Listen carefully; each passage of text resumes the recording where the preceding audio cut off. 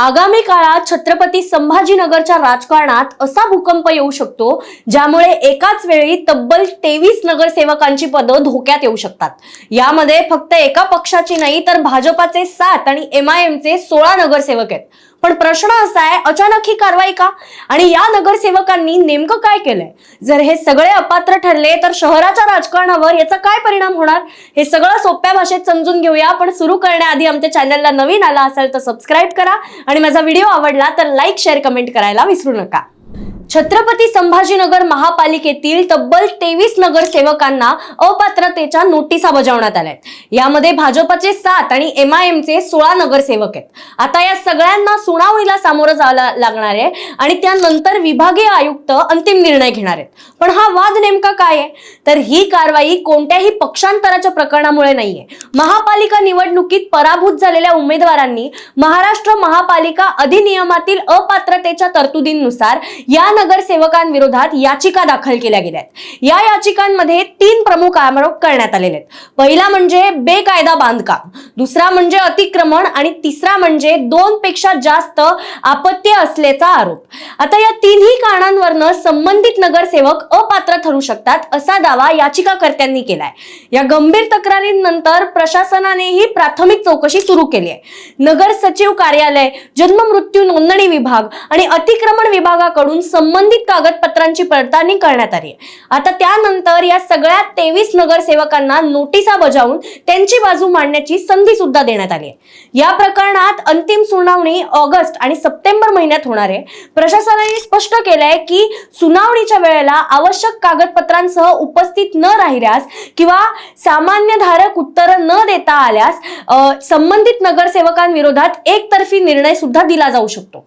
आता संभाजीनगराचं राजकारण एवढं संवेदनशील काय हे जर आपण आता समजून घेतलं तर ही बातमी आणखीन स्पष्ट होणार आहे। संभाजीनगर हा महाराष्ट्रातील सर्वात वेगळा राजकीय समीकरणांपैकी एक जिल्हा मानला जातो।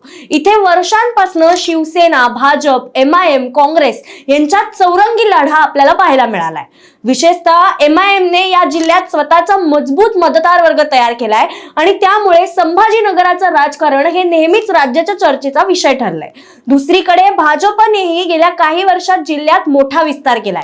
म्हणूनच एका बाजूला भाजपचे नगरसेवक तर दुसऱ्या बाजूला MIMचे नगरसेवक अशा दोन्ही पक्षांच्या सदस्यावरती एकाच वेळेला कारवाईची वेळ येणं ही अत्यंत महत्त्वाची घडामोड मानली जाते। आतापर्यंत फक्त नोटिसा देण्यात आल्या आहेत, याचा अर्थ या नगरसेवकांना स्वतःची बाजू मांडण्याची संधी मिळणार आहे। सुनावणीनंतर त्यांचं स्पष्टीकरण ग्राह्य धरलं जाऊ शकतं किंवा त्यांना अपात्र ठरवलं जाऊ शकतं। म्हणूनच अजूनही कोणतेही सदस्यत्व रद्द झालेलं नाही। पण जर मोठ्या संख्येने नगरसेवक अपात्र ठरले तर त्याचा परिणाम केवळ प्रभागापुरता मर्यादित राहणार नाही एवढं मात्र नक्की। म्हणजे तुम्हीच कल्पना करा, 23 नगरसेवकांची जागा रिकामी झाली तर महापालिकेतील पक्षांची संख्याबळाची समीकरणं किती वेगाने बदलू शकतात। नवीन पोटनिवडणुकांची शक्यता निर्माण होऊ शकते, काही पक्षांना नवीन संधी मिळू शकते तर काही पक्षांचं विद्यमान राजकीय वजन हे कमी सुद्धा होऊ शकतं। विशेष म्हणजे ही सुनावणी अशा काळात होतीये जेव्हा महाराष्ट्रात स्थानिक स्वराज्य संस्थांच्या राजकारणाकडे सगळ्यांचंच लक्ष लागलेलं आहे। अनेक राजकीय विश्लेषकांच्या मते स्थानिक स्वराज्य संस्थांमधील पक्षशिस्त किती महत्त्वाची आहे याचाही एक मोठा कस लागणार आहे। कारण पक्षांतर विरोधी कायद्याचा उद्देश फक्त पक्ष बदल रोखणं नाही तर मतदारांनी ज्या पक्षाला मत दिलंय त्या जनादेशाचं संरक्षण करणं हा सुद्धा आहे। त्यामुळे एका प्रकरणातील निर्णय भविष्यातील अनेक स्थानिक राजकीय वादांसाठी महत्त्वाचा संदर्भ ठरू शकतात। सध्या 23 नगरसेवकांना नोटिसा बजावण्यात आलेल्या आहेत, त्यांना सुनावणीसाठी संधी सुद्धा दिली जाणार आहे। अंतिम निर्णय विभागीय आयुक्तांकडून घेतला जाणार आहे। त्यामुळे या क्षणी कोणालाही अपात्र घोषित करण्यात आलेलं नाही। तर एकूणच छत्रपती संभाजीनगरच्या राजकारणात पुढचे काही आठवडे अत्यंत महत्त्वाचे ठरणार आहेत।